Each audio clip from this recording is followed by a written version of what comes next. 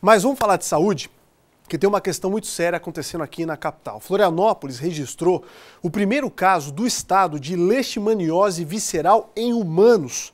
A doença é grave, né? E antes só tinha sido detectada em cães. Tá aí a mudança, olha só. Ele é muito pequeno, mede cerca de 3 milímetros e tem cor diferenciada. Este é o mosquito palha. Chega a desaparecer na lente da câmera. Parece tão inofensivo, mas é o transmissor de uma doença grave, a leishmaniose canina. A doença em Florianópolis foi descoberta no ano de 2009. Na época, 22 cães estavam infectados. Com o passar dos anos, esse número chegou a 300. Muitos cães acabaram sendo sacrificados, já que não há cura. Porém, existem 2 tipos de tratamento, só que os custos são muito elevados. Os animais são hospedeiros do parasita. Quais são os sintomas no ser humano, nos animais? Então, no ser humano, o que acontece? Ele pode passar um período de 6 meses, 1 ano, 2 anos ou até mais, incubando essa doença, onde ele não tem sintomas que chamem a atenção. Vai começar a ter uma febre, um quadro de anemia, enfim. Depois, numa fase mais avançada, vai aumentar o fígado, vai ter um crescimento do fígado, do baço e por aí afora. Então são sintomas daí já muito mais avançados. Mas na fase inicial, quando se desconfia disso aqui, se faz um exame sorológico que pode detectar então a presença, por exemplo, de anticorpos contra essa leishmania. Os cachorros.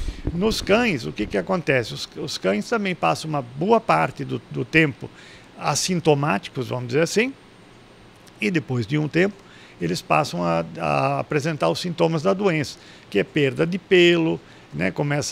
O animal começa a ter conjuntivite, começa a ter lesões na orelha, no focinho, emagrecer bastante, as unhas crescem, enfim, ele fica num estado mais caquético. O cachorro não transmite a doença para outros cães nem para os humanos, mas uma vez contaminado, ele se torna o portador. Caso seja picado, o mosquito palha fica infectado com a doença, tornando o inseto transmissor.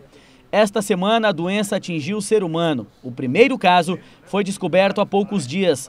Um homem de 53 anos, morador de Florianópolis, foi diagnosticado com a leishmaniose humana. O homem está internado no hospital universitário e, segundo a Secretaria de Estado da Saúde, o quadro é estável. A Secretaria de Saúde do município já realiza os procedimentos de segurança no bairro onde a vítima foi contaminada. Nosso pessoal determina que a gente faça um círculo de 2 km ao redor do ponto onde foi encontrado e faça um levantamento e exame de sangue de todos os animais, todos os cães daquela região, cães e gatos. Nessa primeira etapa, 10 cães deram resultado positivo para a doença. Posteriormente, nós vamos voltar e fazer uma segunda coleta, avaliar os animais que estão ou não contaminados e, a partir daí, conversarmos individualmente com cada proprietário sobre o risco que isso causa para a comunidade e qual a situação que ele quer fazer com aquele animal. Se irá se encaminhar o animal para nós, na secretaria, o SUS recomenda que seja feita a eutanásia desses animais, o sacrifício, ou ele poderá tratá-lo, assumir o risco e continuar tratando esse animal. Mas antes que qualquer coisa, a minha recomendação para toda essa região é colocar coleira repelente de mosquito em todos os animais. Sobre o tratamento dos cães, o secretário adiantou que a prefeitura não vai fornecer as coleiras para o tratamento. O debate sobre o assunto é longo e polêmico. Vamos fazer uma grande discussão sobre o que fazer, o que melhor fazer, quais os consensos para a atuação neste caso. Se for discutida a questão do fumacê, da viabilidade do fumacê, poderá ser isso. Que tipo de abordagem nós vamos fazer? Nós primeiro precisamos juntar todas as pessoas envolvidas para que a gente tome as melhores decisões nesses casos assim. Enquanto isso, importante que cada um faça a sua parte, limpando os terrenos e muito menos deixando material orgânico acumulado.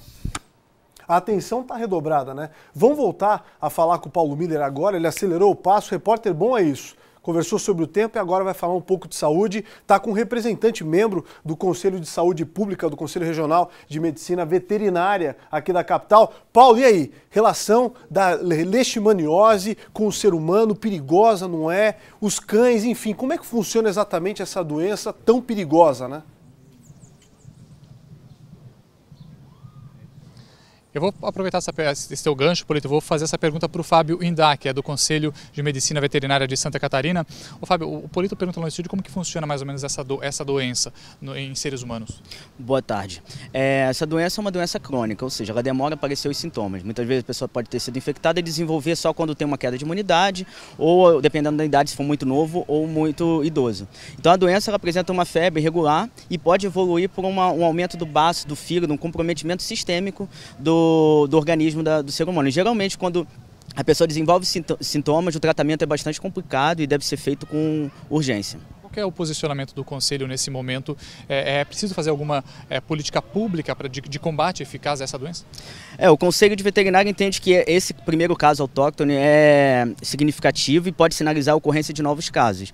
Então é importante uma articulação entre o poder público, que precisa fazer uma divulgação maior para os proprietários de cães que têm animais em áreas de risco, para as pessoas se informarem e buscar as medidas de prevenção, porque só com a prevenção você consegue um controle efetivo da leishmaniose visceral. Momento então agora de levar informação para a população. Exatamente, um trabalho incisivo de educação em saúde, e é importante que os médicos veterinários de clínicas particulares notifiquem essa doença ao órgão público para que possa ter um mapeamento mais rigoroso dos locais onde estão sendo identificados casos caninos, para então a gente prevenir os casos de humanos, né? A grande preocupação agora é porque não é o cão que transmite a doença para o ser humano, né? É o mosquitinho que vai lá, pica o cão e depois pica o humano e que daí transmite a doença. A preocupação agora vai ter a caça às bruxas, aos cães, a eutanásia vai ser recomendada? Na verdade, os casos caninos já têm sido identificados desde 2010, né? Então, o vetor é um mosquito paga, né? Ele que transmite a leishmaniose, mas o cão funciona como um reservatório, ou seja, o mosquito pica esse animal, que a leishmania está na corrente sanguínea dele, e ele passa a ter o potencial de transmitir para outras pessoas. Então, envolve um manejo integrado, porque esse mosquito está principalmente em área de mata, o que é difícil o controle, você não tem como pulverizar uma área de mata, enfim. Você precisa fazer um trabalho de prevenção. Então, as pessoas precisam saber onde está a doença, onde estão circulando os casos, para se prevenir. Usar tela milimétrica na janela, se o animal fica num canil, ter lá esse canil. Usar repelente se for para fazer alguma trilha em local de risco. Então, são medidas de prevenção básicas para a proteção desse mosquito, evitar que esse mosquito pique e transmita a doença, né? Muito obrigado pelas informações. Então é isso, Polito. As pessoas também têm que fazer a sua parte, bem como o Sérgio colocou na matéria, cuidar no terreno, olhar do terreno de casa, aí cada um fazendo o seu dever de casa também, a gente vai evitar novos casos aqui na cidade.